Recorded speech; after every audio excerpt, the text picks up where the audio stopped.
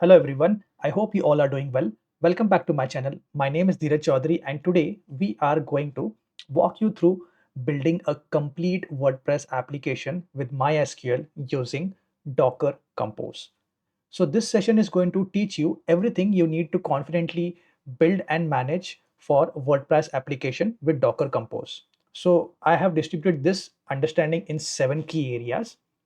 First, we are going to see multi-container management, where you will learn how to use Docker Compose to orchestrate multiple services working together efficiently.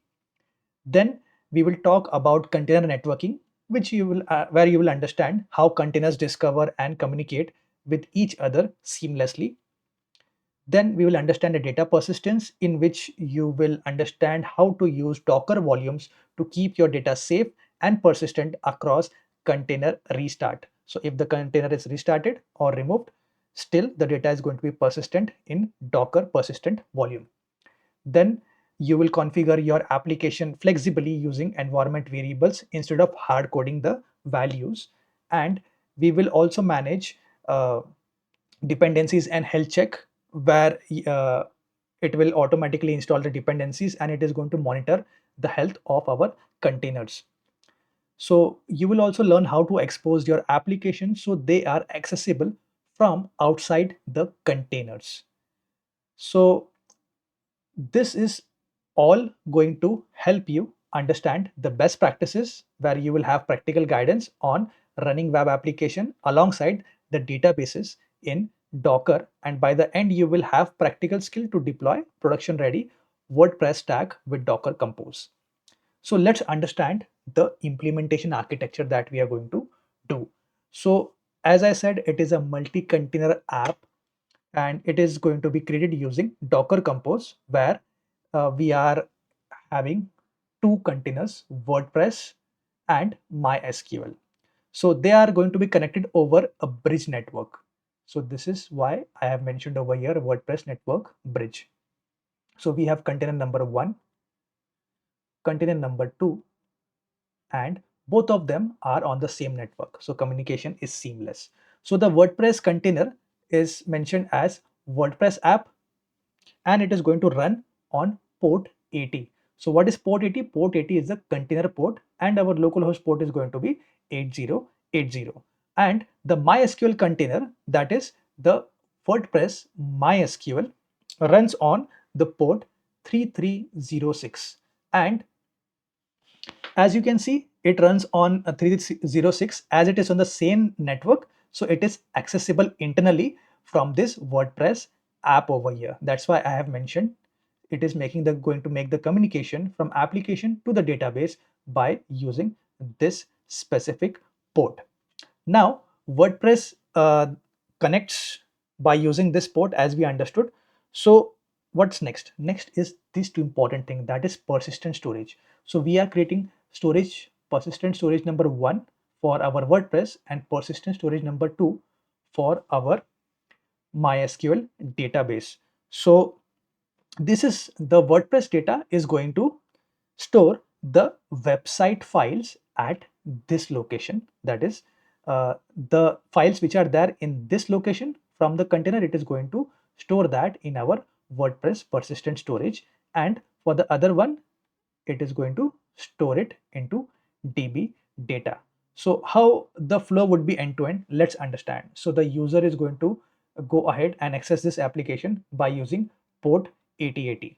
Once it runs this port, it is going to take him to this application where WordPress app he would be using. And whenever WordPress app requires to make any changes or perform any code operations to save to the database, it will automatically communicate with the database, and the user is going to manage each and everything on the application front, but in the backend all the communication would be happening accordingly. So first and foremost, what we are going to do is we are going to clone the repository. Which repository? This is the repository where I have given you each and everything in detail, along with architectural diagram, learning objective, what prerequisite you require to perform this specific project, and the step-by-step instruction how you can do it. So the first instruction that we are going to do is we are going to do a git clone, and then we are going to go inside the clone repo that is being created. For that, I will jump on the terminal and run the command git clone. It is going to clone everything. Once it clones, then I will just do cd docker, and it is going to help me go inside my folder. I will now run ls-lrt, and over here you can see the files from our repo has been cloned successfully. So now, as we have cloned our repository, it's time for us to understand what all we have as part of our docker compose.yaml file. So in YAML file, as I said, we would be having two services. One would be MS MySQL service, and another would be WordPress service. And this service is going to be for the database container with credentials, and the other service is going to be with the application, WordPress application. And as I said, both of them are going to have one volumes associated to each one of them, and it is going to run on the same network so that the communication can be seamless between both the containers. So let's jump to our code editor, and over here I will see that what we are writing. So first and foremost, inside services, as I said, we are going to create two services. Service number one is going to be a DB, and the service number two is going to be over here, that is WordPress. These are the two services that we are creating. Now let's understand what we have in service DB. So we are using the MySQL 8.0 image over here. The container name is going to be WordPress MySQL. The restart policy is always. If it is going to stop by itself, it is automatically going to restart it. And over here we have set the environment variables, where based on that you can pass the password as well as the username. So this is a root password, and this is the MySQL password, that is the MySQL user password. So this is how you can use environment variables to pass your values. Then we are going ahead and creating associating this with the volume, and for this specific location, that is MySQL. Now the volume that we are associating that with is DB data, and DB data, you will see that as part of volumes I have created over here. These are the two volumes that we are using. DB data is going to be associated with our service number one, and WordPress data is going to be associated with our service number two, and these both are the local storage that we are going to associate. Then over here, what I have mentioned, that in volumes, sorry, I will just go up, back, yes. And in network, we have mentioned it is going to be on WordPress network, and this is nothing but this is a bridge network that I have defined over here. Both of them are going to be on the same network. That is why I have defined the network over here. And with that, we have the health check that I showed you in our last project also, where it is going to go ahead and check in the interval of 10 seconds if the services is up and running or not. And the timeout would be 5 seconds, and the retries we have kept for it is 5. Now let's understand the application service container. So in this, the name of the service is WordPress, and the image we are using is WordPress latest, and the container name is WordPress app. The restart policy we have kept always. So if by default, if it stops, it will automatically start. And over here, the localhost port is 8080, and the container port for communication is 80. So over here, the environment variables are as follows. So we are using the same environment variables which were used above, and this over here the only difference would be the WordPress data. So this is the volume that we have created for this specific application. Now we have explicitly created a dependency configuration over here to ensure that DB is going to start before the WordPress application starts, because if it is not going to start or come up before WordPress, there would be some errors for WordPress to come up, because it is going to establish a connection with the database by using the credentials. Then in network configuration, I have used the same network, that is the bridge network that we have to use. So as we have understood our Docker Compose code file, it's time for us to run the application. So for running the application, we are going to use this command, that is Docker Compose up in a detached mode. But when we run this command, what happened actually in the backend? So as we are using flag D, it is going to be running in the background mode. And if I say Docker, what it is going to perform is it is going to perform a pull request. First, it is going to pull MySQL image, then the WordPress image, that is the latest image. First thing, then it is going to create two containers, that is WordPress, MySQL, and WordPress app. Then it is going to create the two volumes that we have mentioned over there. And after that, it is going to go ahead and create a custom network, that is WordPress network, that we have added in our Docker Compose file, up space dash D.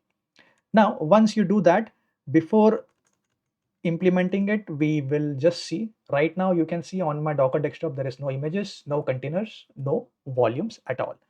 So if I go back to our terminal and run this command, let's see what's happening. So you can see it has started the process.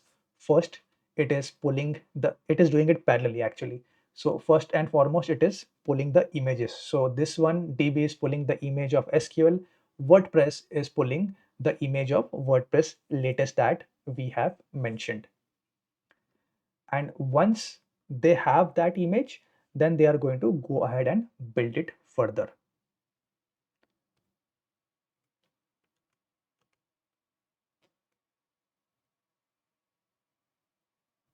So you can see the DB image has been pulled and the WordPress image has also been pulled. After that, the next thing it did is it created the network, that is the bridge network that we had, and it has created the two volumes, volume number 1 and volume number 2. Now, if you see over here, what was happening? First and foremost, the MySQL, okay, this app was not starting because MySQL was not healthy. Once MySQL was healthy and up and running, then and only then it created the another container for us. So let's go back in our Docker desktop and now see how many images we have. Two images, WordPress and MySQL, that it required to build the image. So sorry, two image it has created. Then if I go in containers, you can see under Docker Compose, we have two containers which is up and running. See, it is showing us running WordPress app and WordPress MySQL. Then if I go in volumes, it has two volumes which has been created. One is for MySQL DB data and the other one is for MySQL WordPress data. So next, let's go ahead and perform a Docker Compose PS to see if everything is up and running once and again. Once again, Docker Compose PS, and you can see the containers are up and running without any issues. So it's time for us to access our WordPress application that we have just created on our localhost 8080. So for doing that, I will take you back to the browser, and over here I will say http://localhost and I will say 8080. Once we are over here, what we have to do? So we are going to perform some specific steps for it. So the steps are as follows. First and foremost, we are going to select the language as English. Then we are going to fill all this information, that is site title, the username, the password, and the email address. And then we are going to go ahead and say click install WordPress. It will install it, and then we can log in with our credentials. So let's do all that step one by one. Selecting the language, I will say continue. So the site title, I have said Docker demo. The username is admin, and the password I will say as admin only. Okay, so let's do admin dash 123, no, 321. Okay, so let me try a password, admin at the rate 321 or 54321. Okay, it's medium. And our email address is going to be abc@gmail.com. And if you want, you can enable this search engine visibility. So I am not doing it. That's it. Once you provide all this information, just remember your username and password. So this is my password. I have just copied this password and I'm going to click on install WordPress. So this is going to take some time to install our WordPress, And once it is installed successfully, I'll click on login and I will say admin and paste our password and login inside it.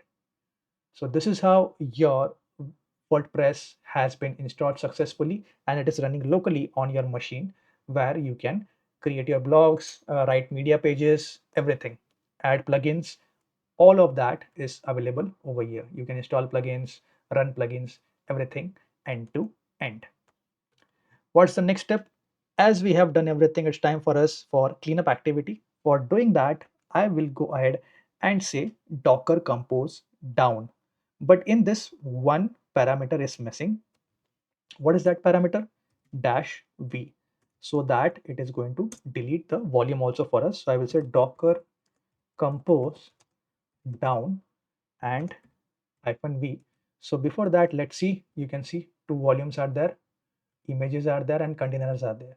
Now, when I'm going to do it down, it is going to remove the containers as well as the volumes for us. So I will say enter, and you can see it is going ahead and stopping the WordPress application as well as the MySQL. Everything has been stopped, network has been removed, and if I go over here, containers are gone as well as the volumes has been deleted successfully. So that's it for this video. Thanks a lot for your time and sticking till the end. I really appreciate it. If it helped you or you learned something new, do me a quick favor, hit that like button. And if you think this can help someone else, share it with them. It really helps grow the community. Also, don't forget to subscribe so you don't miss the upcoming videos, especially as I am building a full series around it. So see you in the next one and bye for now.